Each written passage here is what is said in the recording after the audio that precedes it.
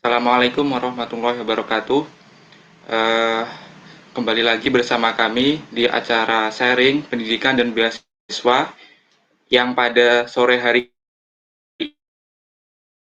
beasiswa di negara Republik India. Telah bergabung bersama kita Mas Danang Sigit yang insya Allah 40 menit ke depan akan menemani kita semua.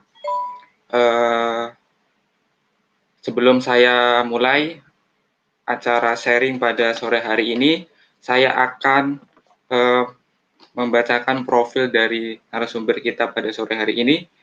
Baik, nama Danang Sigit Widianto, tempat tanggal lahir Pati, 8 Januari 1993, pendidikan Matoliul Falah, lulus tahun 2011. Ya kan, Mas? Benar, Mas? Selanjutnya di BEC Pare Kediri, dan selanjutnya mengenyam pendidikan di IAIN Salatiga, S1 lulus tahun 2017. Dan selanjutnya S2 yang sekarang sedang menempuh pendidikannya di India, yaitu di Universitas Mangalore University. Dan selanjutnya riwayat organisasi yang sekarang yaitu Direktur Komunikasi Radio PPI Dunia. Yang kedua, Ketua Tanfidia PCNU India. Istimewa sekali, Mas. Sekarang udah jadi ketua. Alhamdulillah ya, Mas. Dan Kepala Bagian Strategis PPI India. Dan selanjutnya founder Scholarship for Youth. Gimana kabarnya, Mas? Baik? Bentar, Mas.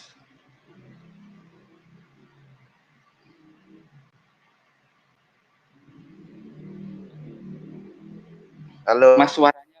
Ya, halo, ya, kedengeran ya, ya? ya. Gimana, Mas, kabarnya, Mas? Alhamdulillah sehat Mas Sidik. Gimana Mas Sidik sendiri? Alhamdulillah sehat, Mas. Sekarang lagi jam berapa, Mas? Di Di sana? sini lagi jam 3 ini Mas. Oh, jam 3. Oh, berarti selisih 1,5 jam ya, Mas? Masih lama. Iya, kurang lebih 1,5 jam. Tapi kalau saat puasa ini lebih panjang Mas. Jadi kalau misal di sana itu udah selesai terawih, sini tuh baru buka. Itu jedanya. Puasanya agak lama dikit lah. Agak lama 2 jaman mungkin. Berarti jam Tuh. berapa itu, Mas, bukanya? Kalau sini jam 7 lebih seperempat Mas biasanya. Oh, Waktu gitu. sini ya, Berarti waktu India lah ya, gitu. Jadi mungkin agak lama sih kita itu. di sana lagi musim apa ya, Mas? Sini musim apa ya? Lebih cenderung summer sih, tapi nggak terlalu panas gitu ya. Gitu ya. Tuh. Berarti sekarang kuliahnya sudah itu ya, Mas? Beralih ke online atau diliburkan, Mas, sekarang? Iya, jadi untuk sekarang semuanya serba online ya Mas. Termasuk perkuliahan saya ini kan.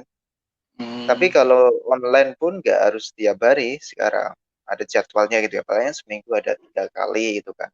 Nggak rajin-rajin seperti biasa gitu. ya, Santai kita mah. oh, oke, Mas. Ya udah, Mas, langsung aja.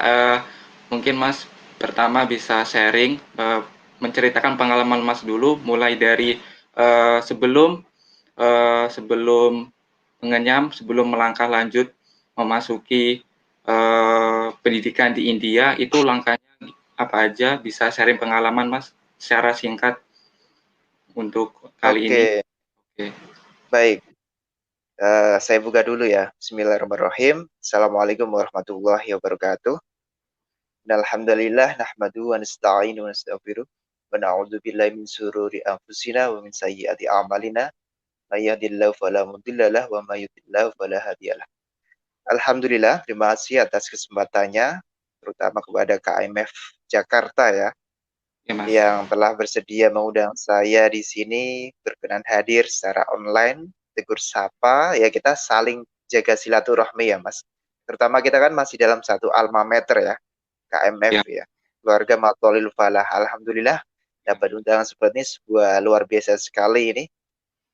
Dan yang kedua kalinya, berhubung ini sebagai pemateri, dapatkan request untuk memaparkan penjelasan beasiswa di India yang tahun 2018 saya dapatkan kala itu.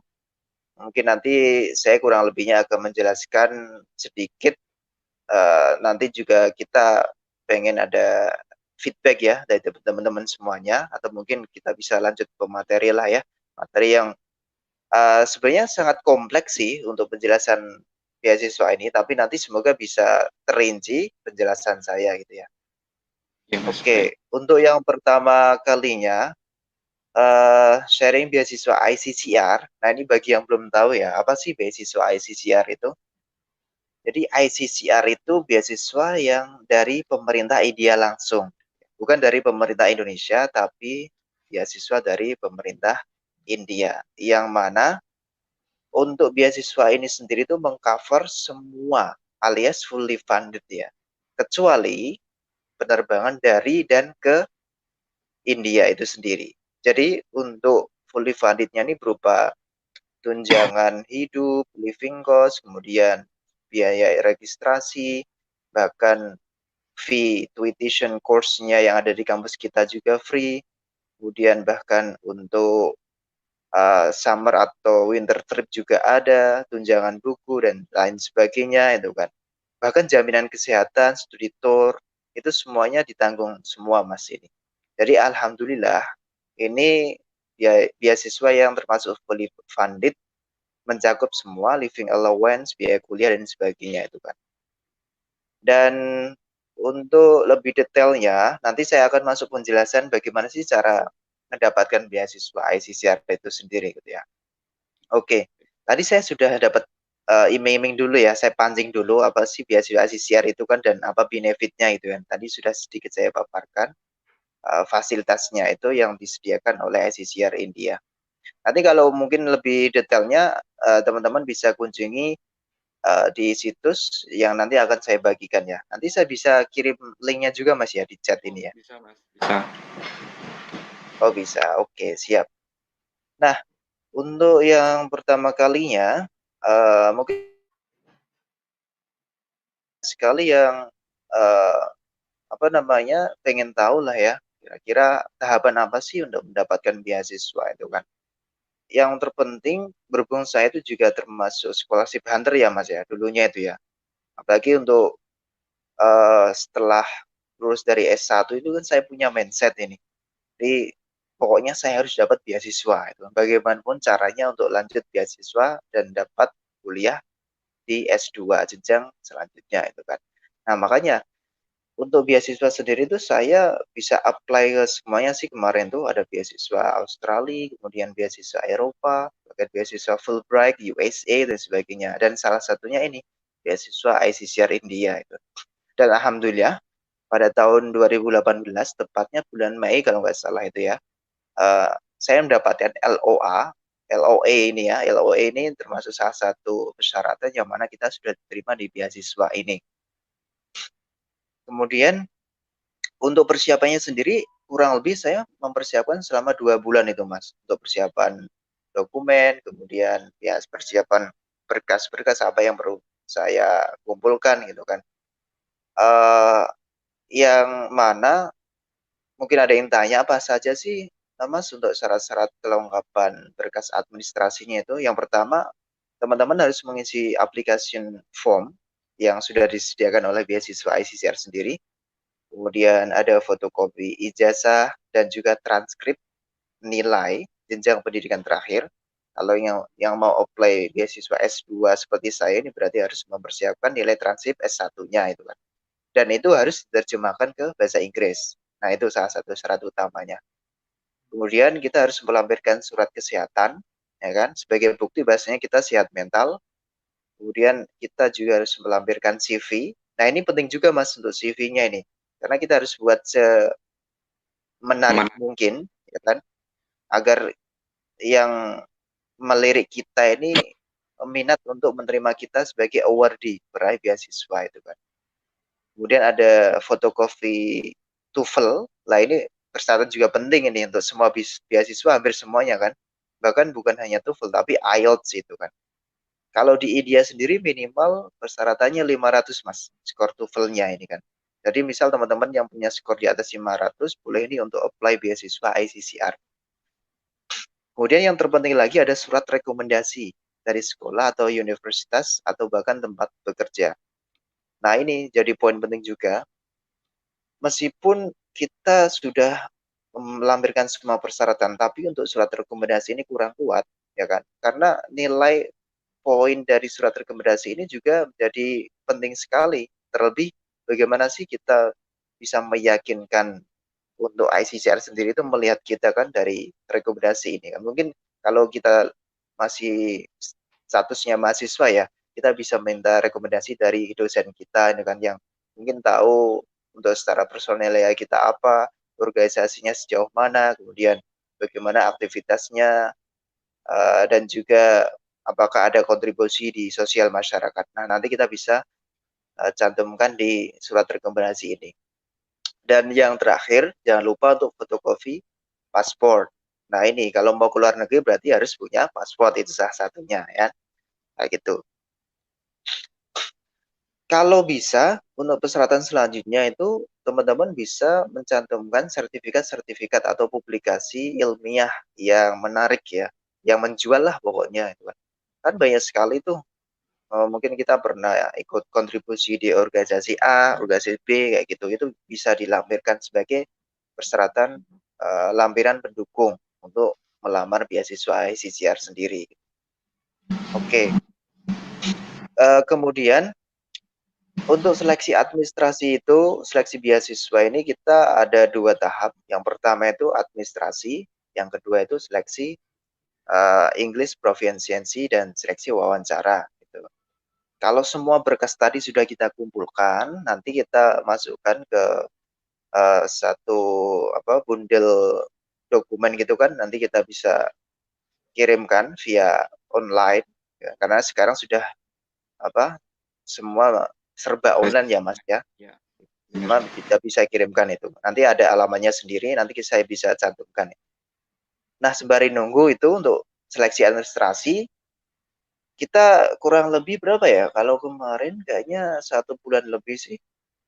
Kalau saya tuh kalau pendaftaran ICCR sendiri kan dimulai dari akhir Desember ya.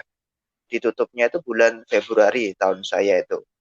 Nah, untuk menunggu hasilnya itu untuk seleksi administrasi kurang lebih 1 bulan. Setelah itu ada panggilan via email saat itu Mas. Nanti saya diundang ke Jakarta untuk seleksi lanjutan tahap kedua itu kan, dengan membawa berkas-berkas asli kita itu kan. Nah dari situ singkatnya kalau kita sudah diterima, nanti kita diminta untuk mengurus visa, ya kan, visa untuk ke India, dan itu semua kurang lebih membutuhkan proses selama 1 atau 2 bulan itu untuk menunggu itu sendiri gitu. Dan tepatnya bulan Juni saya berkesempatan untuk bisa langsung ke India bersama teman saya kala itu, dan bulan Julinya sudah mulai perkuliahan di Bangalore University sebagai tempat tujuan kita. Nah, mumpung ingat, di application form itu kita bisa pilih Mas. Jadi ada 3 pilihan itu, kampus mana yang jadi sasaran kita. Nah, kalau saya itu dulu ada pilihan Bangalore University, kemudian Aligarh Muslim University, dan Mangalore University. Nah, berhubung yang memilih sesuai dengan kompetensi kita itu dari pemerintah India sendiri, jadi sesuai 3 pilihan ini mana yang mereka akan pilih untuk kita sesuai dengan dokumen-dokumen yang didapatkan oleh kedutaan Jakarta India itu, dan mereka istilahnya berdiskusi kira-kira sesuai dengan jurusan dan kemampuan kita bisa ditempatkan sesuai kampus tujuan kita. Dan dari 3 pilihan itu salah satu nanti akan jadi tujuan dari kampus si awardee itu. dan saya ditempatkan di Mangalore University kala itu. Oke, itu kurang lebihnya ya Mas ya, dari runtutannya gitu kan, dari awal sampai akhir gitu. Mungkin nanti saya akan menjelaskan juga kira-kira ini kan banyak sekali ya, mungkin ada pertanyaan, Mas, apakah harus linear ya untuk jurusan S2 dengan S1? Nah, kurang lebihnya kayak gitu ya Mas Sidik ya. Banyak sekali mungkin pertanyaan Iya. gitu kan. Nah, sebenarnya kalau di perkuliahan India sendiri itu seandainya tidak linear itu sangat sulit ya, karena kita diharuskan untuk linear sendiri. Katakanlah saya S1-nya itu jurusan pendidikan bahasa Inggris, ya, jadi otomatis nanti S2-nya harus linear gitu kan. Kemudian kalaupun tidak linear, otomatis nanti kan kedepannya bisa mempersulit masalah ijazah kita lah ya, ya kan. Katakanlah nanti kita kedepannya mau apply job pekerjaan kan, nah itu kan jadi pertimbangan juga, misal nanti kita mau menggunakan ijazah antara S1 dengan S2 kita seperti itu. Terlebih untuk beasiswa ICSCR sendiri itu semua jurusan tuh ada Mas. Jadi sampai teknik, kemudian literatur, kemudian pendidikan bahasa Inggris, kemudian semua jurusan itu ada, kecuali satu Mas, jurusan kedokteran yang tidak di-cover oleh beasiswa ICCR. Itu nanti ada beasiswanya sendiri namanya gitu kan. Kayak gitu. Jadi untuk semua itu intinya teman-teman ini harus persiapan dokumen sendiri lah ya. Nah, berhubung ini beasiswa ICCR sudah tutup, jadi harus nunggu untuk tahun depan ini. Jadi harus persiapan, kalau nggak salah dibuka mulai bulan Desember akhir, kemudian ditutup pada bulan Maret. Kalau tahun ini kemarin ada perpanjangan, karena ada pandemik seperti ini, diperpanjang sampai bulan April itu. Kayak gitu.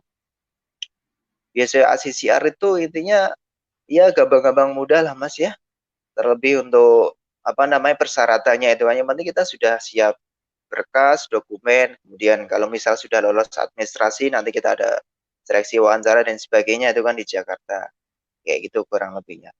Itu untuk penjelasan singkat saya Mas ya untuk beasiswa. Nanti mungkin saya akan lanjut untuk kendala atau gimana sih pertama kali kuliah di India, memulai kuliah itu seperti apa gitu kan. Nanti akan sharing seperti itu. Iya, Uh, Mas. mungkin saya kembalikan lagi ke Mas Sidik sebelum nanti saya Iya. lanjut. Jadi banyak yang memberikan pertanyaan ke saya. Jadi gini, Mas. Kalau apalagi lulusan Matola itu kan kebanyakan pikirannya masih kosong. Itu hal utama yang perlu memotivasi mereka itu apa sih, Mas? Terus kalau misalkan punya motivasi untuk kuliah di luar negeri, yang perlu bekal yang paling diutamakan itu apa yang perlu disiapkan? Misalkan kualitas apa gitu, Mas? Jadi seperti Mas kan lulus dari Matolek kan mengemban pendidikan di Pare. Itu apakah kebutuhan yang sangat perlu atau gimana, Mas? Oke, baik, terima kasih. Ini sekalian saya memberikan saran ya ke Ya, adik-adik Matola ini yang mau melanjutkan kuliahnya S1 atau S2 itu ya di luar negeri. Sebenarnya untuk persiapan kemampuan itu penting sekali ya Mas. Yang saya singgung di sini kemampuan bahasa Inggris. Ini jadi salah satu syarat utama untuk melamar beasiswa. Kalau saya pribadi, kenapa setelah lulus Matola itu lanjut kursus di Pare, Kediri, bahasa Inggris, itu hampir 1 tahun, karena ya ini salah satu tujuan saya ini untuk lanjut untuk bisa mendapatkan beasiswa ke luar negeri kan. Karena kemampuan bahasa Inggris ini sangat penting sekali, terlebih kita harus mencantumkan sertifikat TOEFL atau IELTS sebagai syarat utama itu. Dan terlebih saat perkuliahan nanti pun kita kan bahasanya full Inggris ya. Kebetulan di India ini bahasanya Inggris Mas. Jadi jangan sampai ada yang ngira itu, Mas Danang gimana untuk perkuliahan di India? Apakah menggunakan bahasa Hindi? Nehi aca gitu? Nah, enggak. Jadi di sini tuh semuanya serba Inggris. Karena teman-teman yang belum tahu ya, India sendiri kan negara jajahan Inggris. Jadi semuanya, bahkan para penjual pun sudah mahir bahasa Inggris di sini itu. Kita berinteraksi dan sebagainya, apalagi saat perkuliahan, otomatis para profesor kita pun menggunakan bahasa interaksi sebagai komunikasi bahasa Inggris itu. Nah, kembali lagi, untuk bekal apa yang perlu kita persiapkan? Sebenarnya kalau bekal kemampuan bahasa Inggris, kemudian pengalaman organisasi, saat kita masih S1, katakanlah mau lanjut S2 ya, otomatis mau nggak mau kita harus memaksa diri kita untuk join di berbagai organisasi, baik intra maupun ekstra itu kan. Baik di kelembagaan sosial, volunteer, dan sebagainya. Itu kan. Dan alhamdulillah sesuai dengan pengalaman saya sendiri pun, saya banyak sekali untuk join kegiatan di luar kampus itu, volunteer gitu, kayak di bidang edukasi, saya sebagai volunteer pengajar di sekolah-sekolahan kayak gitu. Untuk kampus sendiri banyak sekali yang saya ikuti kayak gitu. Kemudian bekal apa lagi yang perlu kita persiapkan? Uh, kita bisa merangkul teman kita, Mas, sebagai teman untuk mendampingi kita untuk mendapatkan beasiswa. Ini penting sekali. Jangan sampai kita itu merasa hebat alias kita itu bisa punya motivasi diri sendiri. Itu boleh, tapi kadang kala itu kan psikologi kita naik turun gitu ya. Kita butuh yang namanya teman untuk saling support, punya satu visi misi untuk mendukung, kayak kita bisa evaluasi lah satu sama lain. Gimana progres kamu untuk daftar beasiswa? Apakah sudah persiapan ini itu? Nah, intinya kalau misal kita punya teman itu, kita bisa rangkul bersama, saling mengingatkan, kemudian kita saling mendukung untuk mendapatkan beasiswa itu kan. Itu penting sekali sih. Karena kalau saya lihat, kalau seringkali kan saya ngisi seminar gitu ya Mas ya. Untuk pertanyaan persiapan ini penting sekali, tapi saya tekankan untuk persiapan dokumen itu memang wajib, tapi jangan sampai melupakan persiapan mental juga. Karena secara psikologis kan kita juga perlu dukungan ya, baik doa, kemudian dukungan dengan teman ataupun orang tua, itu penting sekali ya gitu. Dan ya, yang mana tadi secara singkat sih, sebagai scholarship hunter kita juga punya support dari komunitas itu. Saya sarankan teman-teman yang ingin lanjut perkuliahan di luar negeri bisa ikuti kayak seminar online ya, dengan catatan yang pengisi itu nanti cenderungnya langsung oleh award di luar negeri. Itu lebih bagus, itu lebih bagus kalau misal kita bisa berinteraksi langsung itu kan. Carilah sumber sedalam mungkin informasi itu, nanti kita bisa dapatkan sebagai acuan kita, bahkan nanti kita bisa mendapatkan ilmu yang langsung dibagikan oleh awardee beasiswa luar negeri ya gitu. Intinya banyak sekali cara bagaimana kita untuk mempersiapkan untuk melanjutkan ke luar negeri sebagai perkuliahan lanjutan, persiapan untuk kemampuan bahasa, kemudian dari sisi psikologis juga, bahkan minat juga itu kan, bagaimana kita mendalami diri kita sejauh mana kita harus mempersiapkan diri, kemudian sering-seringlah untuk bergabung ke seminar online ataupun offline. Itu yang sementara ingin saya sarankan bagi teman-teman yang ingin lanjut ke kuliah ke luar negeri. Itu, Mas. Baik, Mas. Kalau untuk hal yang menjadi penyebab paling besar atau yang paling kecil itu yang menyebabkan gagal untuk mencapai beasiswa itu apa, Mas? Kalau gagal di beasiswa ya, sebenarnya banyak sekali faktor sih ya untuk gagal sendiri itu, terutama untuk kelengkapan dokumen, ya kan. Kadang kita itu lupa akan satu dokumen yang seharusnya itu harus kita lampirkan saat apply online. Katakanlah ada motivation letter. Nah ini, motivation letter ini uh, uh, banyak sekali yang miss atau yang kurang untuk melengkapi secara persyaratan dokumen online itu. Atau bahkan kadang pula itu selain kita miss di salah satu dokumen, terkadang dokumen kita itu kurang kuat.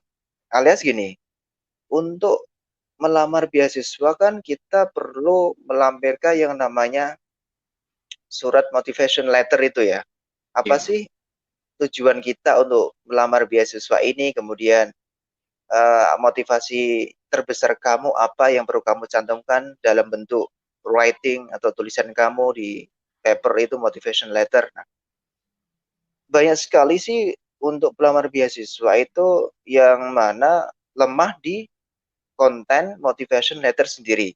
Jadi kalau saya boleh memberikan saran itu, di motivation letter itu terlebih kita harus mencantumkan untuk tujuan kita untuk apply beasiswa ini ke depannya. Apakah nanti kita akan bawa kontribusi ke negara asal kita, kemudian apa yang kita nanti dapatkan dari beasiswa ini dan bagaimana impact-nya seperti itu. Dan kalau bisa nanti kita juga perjelas di motivational letter ini beberapa skill kita ya sebagai pendukung atau mungkin yang relate dengan kemampuan kita. Misal kita fokusnya di bidang edukasi nih, kita nanti bisa mencantumkan beberapa pengalaman kita di bidang edukasi ini. Kita pernah katakanlah menjadi volunteer atau kita pernah mendirikan suatu lembaga di sosial yang membantu meningkatkan kualitas pendidikan di desa tersebut, katakanlah itu. Nanti kita bisa cantumkan itu di motivation letter ini. Intinya untuk poin-poin di motivation letter ini menjadi peran pendukung, Mas. Jadi kenapa para lembaga beasiswa ini bisa melirik kita? Ini salah satunya mereka itu melihat dari sisi konten motivation letter kita, gitu kan. Jadi bagaimana kita meyakinkan bahasanya kita itu benar-benar tepat mendapatkan beasiswa ini. Nah, ini yang paling penting kan. Bagaimana mereka itu bisa melirik kita dengan hasil tulisan kita. Karena writing ini kan penting ya di motivation letter ini. Kemudian ada rekomendasi juga dan sebagainya ini kan. Jadi untuk hal-hal yang terkadang kita itu miss, seperti kurangnya dokumen sebagai persyaratan, kemudian lemahnya konten dari salah satu dokumen kita, katakanlah motivation letter, bahkan scoring TOEFL ini, Mas. Nah, ini yang ketiga. Skor TOEFL ini misal mereka itu sudah mematok minimal harus 500, tapi yang kita cantumkan hanya 450. Nah, ini otomatis kita gagal. Kita sudah dikatakan gugur untuk mendapatkan beasiswa tersebut gitu. Kemudian yang poin keempat, saat kita wawancara, katakanlah kita sudah masuk ke tahap kedua lah ya. Tahap kedua untuk sesi wawancara. Nah, bagaimana kita menjawab pertanyaan dari si pewawancara ini penting sekali. Kadang pertanyaan itu bisa belibet saat interview, kemudian bagaimana kita bisa meyakinkan dari semua pertanyaan itu. Nah, kalau kita lemah saat meyakinkan mereka, otomatis kita bisa gugur. Gitu. Intinya beberapa poin itu yang saya sebutkan tadi itu bisa menyebabkan para para pelamar beasiswa itu bisa gagal untuk meraih beasiswa impian mereka gitu. Gitu ya Mas. Ya. Selanjutnya itu Mas, kan jalur beasiswa itu kan banyak di luar negeri, mulai dari yang di mulai dari pemerintah, mulai LPDP dan sebagainya. Kalau LPDP itu yang perlu kita pembekalan itu sama aja nggak sih sama dengan ICCR atau dan lain sebagainya itu? Atau memang lebih baik. atau lebih mudah itu Mas? Okay. Ini pertanyaan bagus sih Mas. Untuk LPDP dan ICCR. Nah, ini berhubung kan beasiswa ini dua beasiswa yang berbeda Mas ya, antara LPDP dengan ICCR. Pertama, pembedaannya tuh LPDP itu dari pemerintah Indonesia, itu penyedianya dan penyelenggaranya. Kalau ICCR itu dari pemerintah India itu kan. Meskipun memang ada kerjasama dengan kedutaan yang ada di Indonesia itu. Secara general untuk persyaratan sih hampir sama Mas ya. Untuk persyaratan yang saya sebutkan tadi, ada berkas dokumen, kemudian surat keterangan kesehatan, rekomendasi, TOEFL, CV dan sebagainya itu kan. Sebagai pembeda mungkin untuk tahap seleksinya sih Mas. Kalau di LPDP itu sendiri kan saya kurang paham dan lupa ingat sih, kalau nggak salah ada seleksi substansi, kemudian seleksi administrasi, kemudian wawancara dan sebagainya, ada beberapa tahapan ya untuk seleksinya itu kan. Nah, itu mungkin sebagai pembeda antara beasiswa ICCR dan LPDP. Kemudian untuk tunjangannya pun beda ini. Saya kurang paham juga berapa yang didapatkan award di LPDP itu, otomatis beda ya. Katakanlah sama-sama fully funded, tapi untuk LPDP ini mencakup biaya penerbangan flight-nya dari Indonesia ke negara tersebut atau negara tersebut kembali ke Indonesia kan. Kayak gitu. Kalau di ICCR sendiri tadi kan saya sudah singgung ya, mereka fully funded, tapi satu yang tidak di-cover ya ini biaya penerbangan gitu. Kemudian pembeda yang ketiga ini kedepannya setelah award di LPDP lulus dari negara tersebut atau universitas di mana mereka menempuh kuliah, mereka harus kembali ke negara Indonesia. otomatis mereka masih punya hubungan atau interaksi dengan penyelenggara LPDP. Katakanlah mereka ada semacam kontribusi yang harus diupayakan setelah lulus dari beasiswa tersebut yang dioptimalkan ke masyarakat itu sendiri. Misal nih, saya award di LPDP di University of Oxford, gitu kan, jurusan pendidikan. Kemudian saya sudah lulus LPDP, kembali ke Indonesia, masih punya relasi dengan penyelenggara LPDP di Jakarta. Kita ada semacam pertemuan meeting yang mana nanti ada follow up setelah kita dinyatakan lulus dan mendapatkan sertifikat dari kampus kita tersebut. Dan kedepannya kita diminta untuk membuat satu proyek atau kontribusi sosial sebagai salah satu bentuk kontribusi yang harus kita lakukan. Ya, ada timbal balik intinya Mas ya gitu. Itu kalau nggak salah ya untuk LPDP sendiri. Tapi beda dengan ICCR ini, kita kan berhubung tidak tergantung atau tidak terikat dengan pemerintah sendiri ya. Jadi selepas kita kuliah dari India ini, kita ya kembali ke Indonesia tanpa ada kayak feedback yang harus kita upayakan berupa kontribusi itu. Dan intinya kita bisa bebas langsung apply pekerjaan dan sebagainya kayak gitu. Jadi kalau pembeda yang tadi saya sebutkan sih mungkin hanya sekilas ya yang setahu saya lah ya. Nanti mungkin ada tambahan dari teman-teman di kolom komentar, nanti saya persilakan. Kurang lebihnya seperti itu, Mas. Selanjutnya itu Mas, lanjut ke sesi itu Mas, tantangan dan kendala apa ketika sedang belajar di luar negeri itu apa aja Mas atau sebelumnya? Oke, ini menarik sekali. Ini yang saya suka, Mas. Saya tuh suka sharing ya.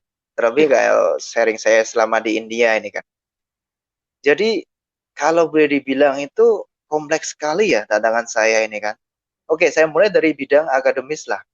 Di area kampus sendiri itu kan, kita sebagai mahasiswa non-India, saat pertama kali datang di India itu mendengar mereka ngomong Inggris kan ala-ala India gitu ya.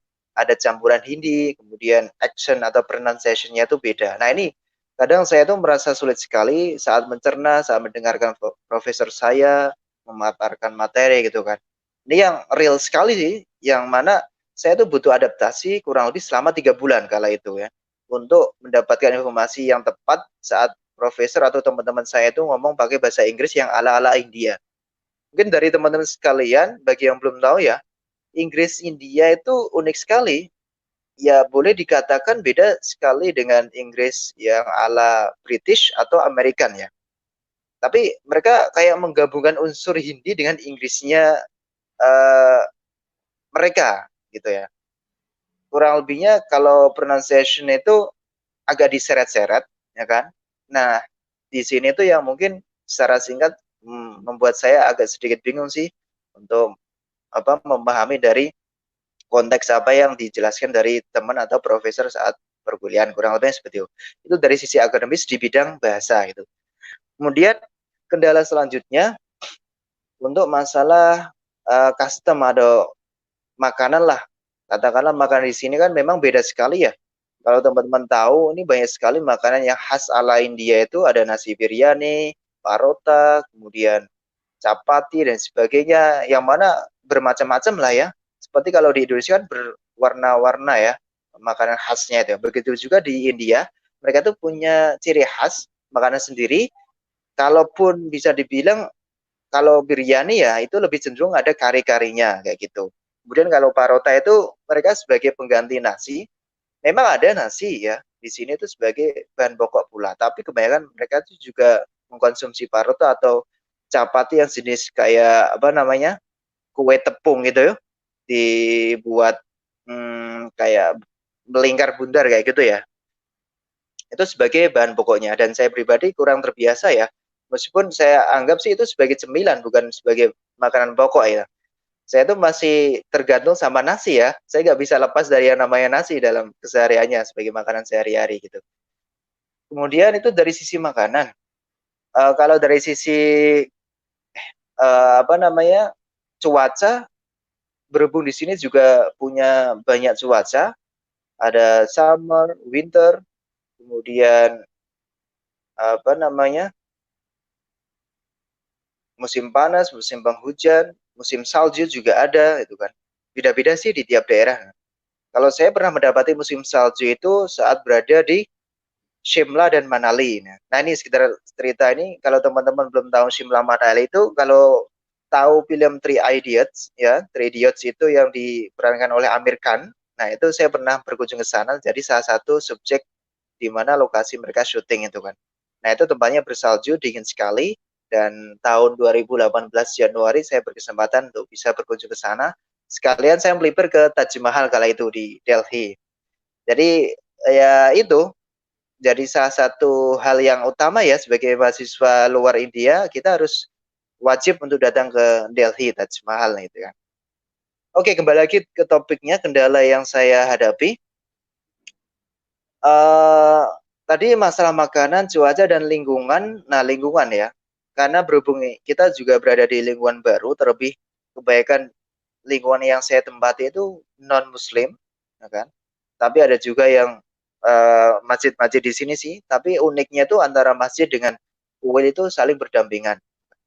Tapi itu nggak masalah sih buat saya pribadi, karena di sini tuh sikap toleransinya tuh kuat sekali, kita saling menghargai. Kadang pula jam 6 maghrib sini tuh tengah azan maghrib itu ya Mas ya. Tapi di samping itu kuil pun mereka tengah berdendang-dendang gitu. Kayak ada suara-suara gitu. Jadi kayak bentrok gitu ya. Ini tengah azan masjidnya, dan kuilnya tuh tengah ada musik-musiknya gitu kan. Sebagai musik kayak pembukaan gitulah saat ritual gitu kan. Itu uniknya gitu kan. Terlebih saat ibadah sendiri, berhubung di kampus saya itu tidak ada masjidnya ya. Jadi saya harus rela naik bis gitu untuk mendapatkan masjid untuk ibadah, terutama saat sholat Jum'ah itu. Ini jadi kendala sekali sih. Bahkan untuk sholat duhur pun saya harus sholat di kelas sendiri kan, yang mana kebanyakan kan non muslim ya. Ya nggak apa-apa sih, namanya juga mereka sudah memahami ya saya itu muslim, dan mereka mempunyai sikap toleransi melihat saya sholat atau gelar sajadah itu di kelas, ya nggak apa-apa itu kan, namanya juga uh, hak kita kan untuk menjalankan kewajiban kita sebagai seorang muslim. Kalau sholat duhur nggak apa-apa, no problem, saya bisa menjalankan sendiri di kelas. Tapi untuk sholat Jumat sendiri saya kadang harus naik bis, kurang lebih ya sekitar ya 10 menitan lah untuk mencapai masjid yang mana itu ada sholat Jumatnya itu kan. Jadi secara singkatnya kompleks sekali ya untuk kendala-kendala yang saya alami di sini. Saya sebagai masyarakat muslim juga, bagaimana saya beradaptasi dengan lingkungan yang serba non-muslim, kemudian masalah makanan juga, dari sisi akademis tadi untuk bahasa Inggris secara komunikasinya itu menjadi kendala sendiri, sistem perkuliahan juga yang unik dan sebagainya. Tapi semuanya alhamdulillah saya bisa lewati itulah ya, secara berkala, dan intinya memang perlu kita adaptasi itu penting sekali ya dengan lingkungan baru. Apalagi kita itu sebagai tamu pendatang baru di sini, orang dari luar India, ya otomatis kita harus mampu memahami kondisi yang ada. Gitu Mas. Kalau perbedaan yang apa, perbedaan dari sistem pendidikan atau sistem perkuliahan di Indonesia dan di India itu perbedaannya apa aja sih, Mas? Perbedaan yang kompleks. Kalau oh ya, kalau sistem perkuliahan sendiri itu, kalau di India apa ya? Kurang lebihnya sih uh, untuk pendidikan sendiri, ini masalah jenjang jenjang itu ya perkuliahan. Saya jelaskan dulu untuk jenjang perkuliahan. Berhubung saya S2 sini berarti hanya 2 tahun lah ya. Mungkin sama ya dengan di Indonesia, cuma untuk pembedanya tuh konsep pembelajarannya. Kalau di sini berhubung saya itu based on lecture, ya kan, bukan based on research. Jadi saya lebih cenderung banyak presentasi sih. Kemudian materi-materi yang saya dapatkan pun uh, kita lebih student center ya. Tapi kadang ada pula ada teacher center gitu ya untuk memaparkan materi saat perkuliahan. Dan uniknya, yang paling unik beda itu, perkuliahan di India itu sebagai hasil akhir saat ujian itu kita diwajibkan untuk menulis minimal berlembar-lembar lah ya. Katakanlah kita kan saat ujian akhir berupa writing ya. Jadi kemampuan writing skill kita itu memang sangat diuji, terlebih kita harus menulis satu pertanyaan itu tuh bisa 5 halaman. Dan itu harus diselesaikan kurun waktu setengah jam. Itu uniknya, Mas. Jadi kita tuh kayak harus membuat essay sebanyak-banyaknya gitu untuk menjawab satu pertanyaan gitu.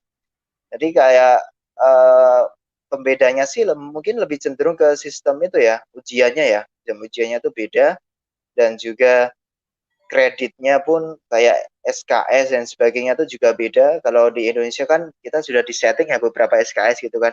Kalau di India itu kita punya 4 lecture, kemudian ada 4 mata kuliah juga gitu.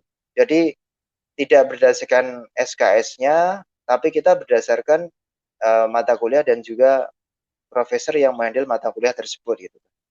Kemudian selebihnya untuk sistem pembedanya sih mungkin gaya pembelajarannya saja ya.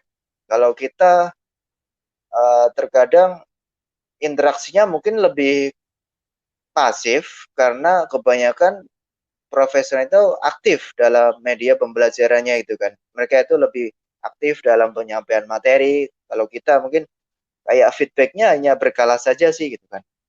Mungkin kalau lebih aktifnya saat presentasi lah kita bisa memberikan materi pemaparan lebih jelasnya, kemudian kita ada pertanyaan dan sebagainya itu kan.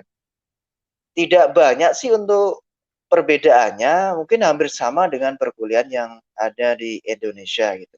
Mungkin hanya yang paling jelas sekali itu di sistem ujiannya itu yang sebagai pembeda. Gitu, Mas. Kalau untuk peluang ketika kita di sana itu apakah bisa bekerja atau memang kita harus fokus ke studi di sana atau gimana, Mas? Oke. Nah, berhubung ini kita kan terikat dengan beasiswa ICCR sendiri ya, Mas ya. Dan kita lebih fokus untuk edukasinya sih, tanpa harus uh, nyambi ya, nyambi kerja sebagai part-time job itu kayaknya sangat-sangat tidak dianjurkan oleh beasiswa ICCR sendiri. Karena berhubung kita sudah didanai, ngapain kita harus part-time job itu kan. Alhamdulillah juga untuk dananya pun bisa tercukupi untuk kebutuhan sehari-hari kita.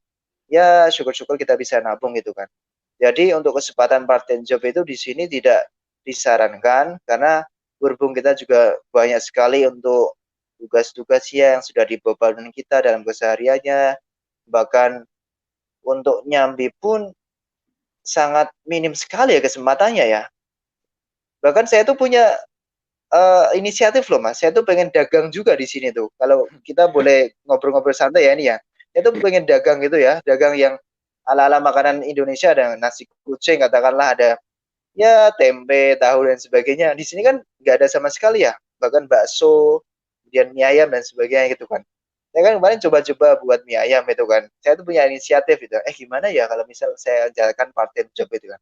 Tapi itu gagal pupus karena memang nggak ada waktu sama sekali di sini tuh. Kita sudah banyak sekali beban-beban yang di apa namanya diberikan ke kita sebagai mahasiswa itu kan, tugas dan sebagainya itu kan. Kalaupun nanti bisa ya ya ya let's see lah nanti. Saya sampai sekarang sih saya belum pernah ya mendapati teman-teman saya yang menjalankan part time job itu ya. Ya sebagai dagang dan sebagainya itu kan. Sebenarnya peluang sekali sih kita sekalian bisa memperkenalkan ini loh makanan khas yang ala Indonesia itu kan. Kemudian kita juga sembari ngobrol culture kita, kemudian mereka itu beda. Bahkan itu sebagai poin plusnya sih kita bisa berinteraksi langsung dengan warga India itu. Tapi singkatnya untuk part-time job ini tidak disarankan, nanti bisa jadi menjadi satu pelanggaran tersendiri ya dari ICCR. Kita kena sanksi nantinya. Takutnya seperti itu. Kalau untuk setiap tahunnya itu kuota dari Indonesia untuk beasiswa ICCR itu berapa, Mas? Kalau kota sendiri saya kurang paham ya. Sebenarnya kota ICCR sendiri itu naik turun, Mas. Kalau zaman saya itu hanya 10 orang yang terpilih dari semua Indonesia. Itu ya, 10 orang itu. Tapi sepertinya dari tahun ke tahun itu mulai naik, berhubung peminatnya pun semakin bertambah itu kan untuk kuota dari beasiswa ICCR sendiri.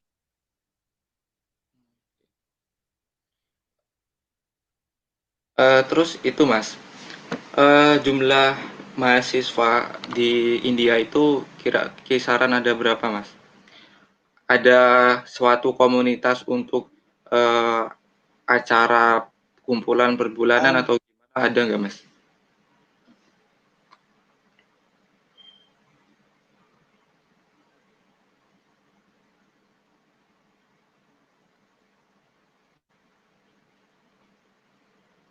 gimana Mas? Halo, Mas? Putus-putus ini? Oh ya, saya ulangi lagi, Mas. Kalau untuk jumlah mahasiswa Indonesia yang di India itu ada berapa, Mas? Dan apakah ada komunitas, misalkan komunitas dari Indonesia, itu ada nggak, Mas? Untuk menyelenggarakan misalkan kumpulan bareng apa gitu, ada nggak, Mas?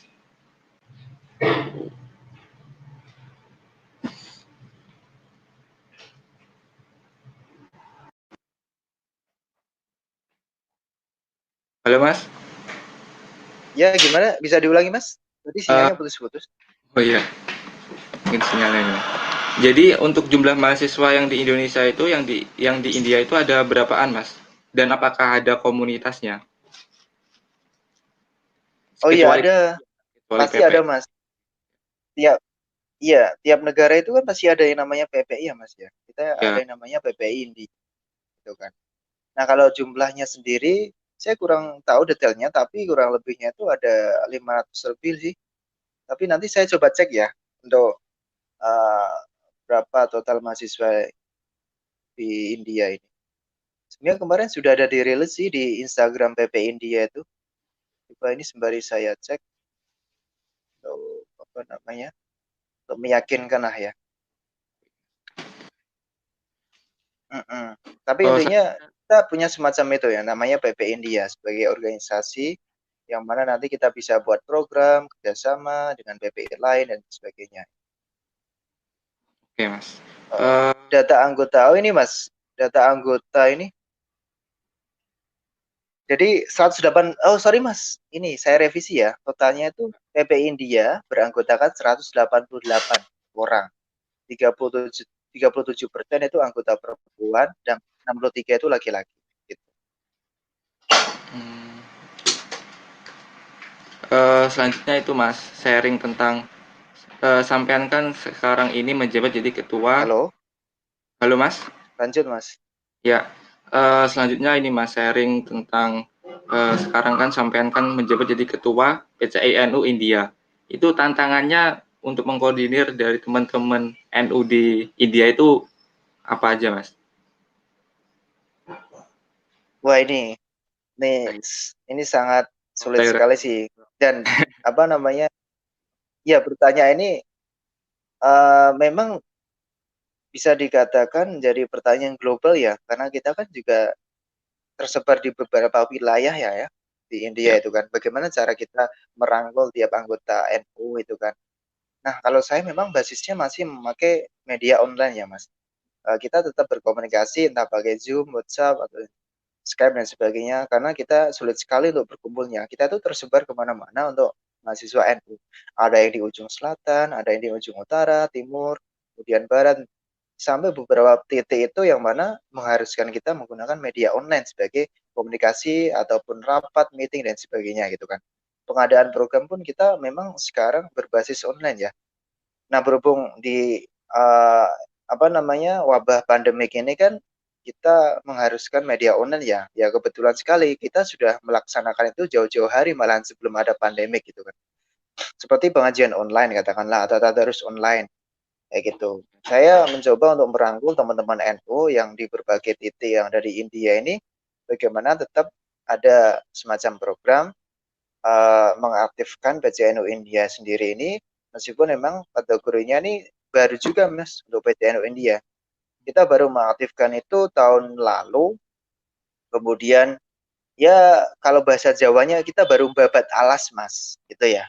Mungkin Masnya ya tahu lah ya babat alas itu seperti apa itu kan. Memang banyak sekali kendala-kendalanya, kita harus mendataan juga mahasiswa NU yang ada di India sendiri itu berapa orang, pendataan anggota, kemudian perumusan kayak struktural organisasi dan juga pengadaan agenda-agenda itu kan. Alhamdulillah sekarang kita sudah menjalankan beberapa agenda Nanti teman-teman bisa cek di Instagram kami, kita sudah posting beberapa agenda, apalagi selama Ramadan ini, @pcnu India, itu ya. Nanti teman-teman bisa mengecek secara langsung apa saja sih aktivitas dan agenda yang ada PCNU India itu sendiri. Gitu. Oke, Mas. Selanjutnya ini Mas, ada yang bertanya di kolom komentar YouTube. Pertanyaannya, di India banyak sekali narasi jika Muslim itu banyak mendapat perilaku diskriminatif. Bagaimana untuk keadaan teman-teman Muslim WNI di sana, Mas? Alhamdulillah, teman-teman WNI ini masih dalam bantuan KBRI dan KJRI. Jadi kita tetap berkomunikasi, misal ada semacam konflik, ya pasti teman-teman sudah tahu lah ya, konflik di akhir Desember dan di awal tahun kemarin itu, terutama antara masyarakat Hindu itu, memang sempat bersinggungan dengan mahasiswa Indonesia Muslim di Universitas bagian India Utara, itu ada di Aligarh Muslim University dan Delhi University, dan juga ada di Jawaharlal Nehru University. Itu kemarin sempat bersinggungan, bahkan ada penyerangan gitu ya, langsung ke area apartemennya, domnya, langsung masuk ke area kampusnya itu kan. Cuma alhamdulillah semua bisa teratasi, kita tetap jaga komunikasi dengan pihak KJRI, KBRI, bagaimana kondisi mahasiswa Indonesia Muslim sendiri saat terjadi konflik yang sempat mencekam kala itu ya. Dan kita ya tetap bisa beraktivitas seperti sedia kala ya. Yang penting memang kita tetap waspada lah ya dengan kondisi yang ada di India. Jadi polemik sekali kemarin itu konflik yang terjadi, bahkan ada ya korban yang berjatuhan itu kan. Tapi alhamdulillah teman-teman mahasiswa Indonesia yang ada di India sehat walafiat gitu. Eh, Terus ini bisa kasih klarifikasi atau penjelasan terkait toleransinya di sana. Apakah masyarakat di sana eh, plural atau gimana, Mas? Ya, kalau di India sendiri kan kompleks sekali ya untuk masalah agama kan bermacam-macam. Ada Hindu itu yang mayoritas ya, kemudian ada Muslim, Kristen, Protestan dan sebagainya kan. Sebenarnya itu tergantung dari state atau tempat yang ada di India. Kalau yang teman-teman lihat di media sosial yang seringkali terjadi itu kan ada sekali banyak pembantaian, kemudian konflik antara masyarakat Hindu dengan Muslim dan sebagainya. Nah itu sebenarnya terjadi di state bagian utara Mas, tepatnya di bagian Delhi sebagai kota pusatnya lah. Katakanlah itu Jakarta lah ya kalau di Indonesia gitu kan. Nah untuk hal semacam itu, sikap pluralisme terkait agama pun kalau di daerah saya ini alhamdulillah ini masih kondusif. Dengan kata lain antara dengan agama yang berbeda, masyarakat Hindu dengan Islam pun tetap jaga sikap toleransinya, no problem. Tidak separah yang diberitakan media itu kan. Ya namanya media lah ya, mereka kan cari sensasi dan cari topik lah ya untuk mengangkat isu dan menaikkan pamor mereka itu kan. Tapi memang ada beberapa berita hoax yang diberitakan di berita nasional itu Indonesia terkait kondisi di India. Ada yang mengira kemarin itu kayak konflik di Indonesia, di masyarakat Muslim dengan Hindu itu kan sampai ada pembakaran masjid, pembakaran mushaf Al-Quran itu kan. Ya memang itu benar adanya, tapi seringkali media itu membesarkan, ya kan, sampai melebarkan topiknya itu. Oh ini sikap toleransi antara masyarakat Hindu dengan Muslim ini sudah tidak akur lagi nih di India. Nah itu tidak benar, karena secara realitanya bahkan ada masyarakat Hindu itu yang menolong masyarakat Muslim kemarin saat ada pembantaian. Jadi kita tidak bisa mengeneralisasikan semua masyarakat Hindu di India itu membantai dan tidak suka dengan keberadaan dan eksistensi masyarakat Muslim di India. Itu tidak benar ya. Karena banyak sekali kemarin itu yang mana masyarakat itu saling tolong menolong, membantu masyarakat Muslim yang tengah terjadi konflik seperti itu. Kalau bisa dibilang sih konflik tersebut bukan konflik agama ya Mas. Ini saya perlu meluruskan juga, bukan bagian dari bentrok antara masyarakat Muslim dengan Hindu, bukan karena agama, tapi itu murni karena sisi politik, Mas. Karena sisi politik kemarin yang sempat terjadi itu ada kursi parlemen itu katakanlah di parlemen negara India itu ada beberapa yang dikuasai oleh masyarakat Muslim itu kan, pejabat-pejabat Muslim. Nah, masyarakat Hindu itu mendapatkan sedikit kursi itu kan. Kemudian muncullah para uh, kayak pemicu lah, fitnah-fitnah itulah yang saling memberikan bumbu-bumbu untuk menjadikan konflik yang ada di masyarakat tersebut. Terlebih yang ada di Delhi kala itu ada masyarakat Muslim dan Hindu. Akhirnya ya itu berujung dengan pembakaran beberapa mushaf Al-Quran, kemudian masjid itu kan. Padahal itu murni uh, konflik politik, bukan konflik agama. Gitu. Kalau untuk presentasi yang beragama Muslim di India itu nomor berapa, Mas? Presentasenya? Muslimnya ya, Ya. Muslimnya kalau dari sisi pribadi saya ya masih di bawah Hindu sih, Mas. Kurang lebih Hmm. ya katakanlah nomor 2 lah ya. Karena Hindu memang menjadi mayoritas utama kan agama yang ada di India itu kan. Kalau Muslim, berhubung Muslim juga banyak sekali yang imigrasi dari Pakistan, kemudian ada dari Bangladesh gitu kan. Banyak sekali juga ini. Kan kita bisa lihat nih masyarakat Bangladesh itu kan banyak yang merantau lah ya, dan mereka kebanyakan masyarakat Muslim, apalagi kayak Pakistan juga kan mereka sama-sama di perbatasan India lah ya. Mereka ada yang menjadi menetap warga India, itu menambah mayoritas masyarakat Muslim di India kayak gitu. Jadi bisa dibilang kalau secara garis besar saya menyimpulkan sih di bawah Hindu untuk kuantitas dari masyarakat Muslim sendiri gitu. Baik.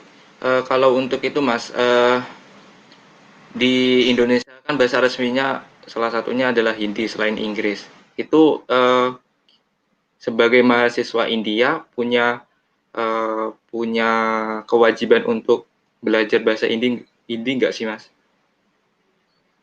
Nggak ada, Mas, kita nggak ada kewajiban, cuma kalau saya pribadi sih inisiatif ya, saya tuh kayak belajar ya kata per kata gitu kan. Katakanlah gini, saya mau ngomong apa kabar gitu kan, how are you dalam bahasa Inggris kan. Kalau bahasa Indianya itu hey gidera, cancana gini, apa kabar, baik-baik saja gitu kan. Ya seperti itu sih. Sebenarnya nggak ada kewajiban, cuma kita hanya inisiatif sih, kayak personalia kita aja mau apa enggak mempelajari bahasa India gitu kan. Nah, tetap untuk bahasa pengantarnya Inggris, dan kalau Hindi itu hanya sebagai tambahan saja. Kalaupun kita pengen mempelajari ya nggak apa-apa, kalau enggak ya nggak ada kewajiban gitu. Kalau untuk sarana di kampus itu tempat tinggal itu di asrama atau ada mes-mes tersendiri bagi asrama mahasiswa Indonesia atau gimana, Mas? Iya, jadi kita di apartemen, Mas. Kita kan satu apartemen itu ditinggali oleh mahasiswa internasional. Jadi bukan hanya mahasiswa Indonesia, tapi juga ada mahasiswa Afghanistan, mahasiswa dari Afrika, dari Malaysia, Vietnam, berbagai mahasiswa internasional. Pokoknya kita ditempatkan di satu apartemen. Dan kebetulan saya ini di lantai 3 dari lantai 4, Mas. Kebetulan sih alhamdulillah tercukupi ya, karena apartemen pun sudah dibiayai oleh beasiswa itu sendiri. Jadi kita nggak harus pikir panjang harus membayar bulanannya kayak gitu, karena itu sudah ditanggung oleh pemerintah India gitu kan. Berarti selama ini nggak ada kendala apapun ya, Mas, tentang penyaluran beasiswanya, mulai dari uang saku dan sebagainya, nggak ada masalah apa-apa ya? Alhamdulillah nggak ada, gitu kan. Semua sudah tercukupi. Ya masuk ke rekening kita lah ya seperti biasa itu kan. Ya palingan mungkin telat saja sih, Mas. Tapi itu nggak jadi kendala sih. Sama kita masih punya simpanan bulanan ya nggak apa-apa gitu kan. Telat itu pasti ada. Mungkin telat hanya 1 minggu itu no problem sih, nggak ada masalah untuk hal itu. Oh gitu. Eh, Yaudah, Mas, ini mungkin penghujung acara karena memang di sini sudah mau memasuki waktu berbuka.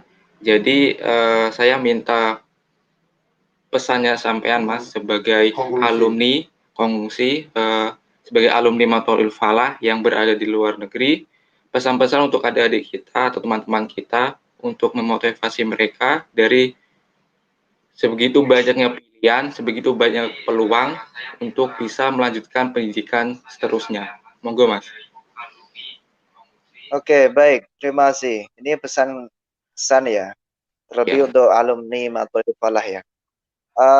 Untuk adik-adikku yang barusan lulus dari Matul Falah yang mau berkeinginan lanjut kuliah S1 di India, nggak ada salahnya. Itu jadi pilihan teman-teman semuanya. Karena nggak harus kita fokus ke kuliah Timur Tengah itu kan. Mungkin banyak sekali teman-teman kita yang kuliah di Mesir, Sudan, Lebanon, Yaman dan sebagainya itu ya. Tapi nggak ada salahnya kita boleh mencoba untuk kuliah di area Asia yang dekat juga dengan negara asal kita Indonesia, terutama di India ini. Karena India sendiri ini uh, kaya akan kebudayaannya, pernak-perniknya, ciri khasnya. Karena negara Bollywood ya, apalagi yang terkenal dengan ya tariannya, syahrukan, entertainmentnya itu banyak sekali di sini kan. Dengan apalagi dengan Taj Mahal kita bisa berkreasi sana dan sebagai bonus tambahan lah selain kita belajar di sini. Yang penting untuk kuliah di sini kita uh, intinya bisa maksimal karena untuk sisi akademis pun sangat mendukung sekali untuk pendidikan yang ada di India. Sebagai bonusnya nanti ya kita bisa menjelajahi pernak-pernik yang ada di India itu sendiri. Bahkan kalau bisa teman-teman dapatkan beasiswa yang namanya ICCR gitu. Ini saya perlu cantumkan ya Mas untuk websitenya. iya Mas. Monggo Mas. Ini gimana cara mencantumkannya ini? Bisa di kolom komentar atau nanti bisa saya apa update. Oke, coba ini.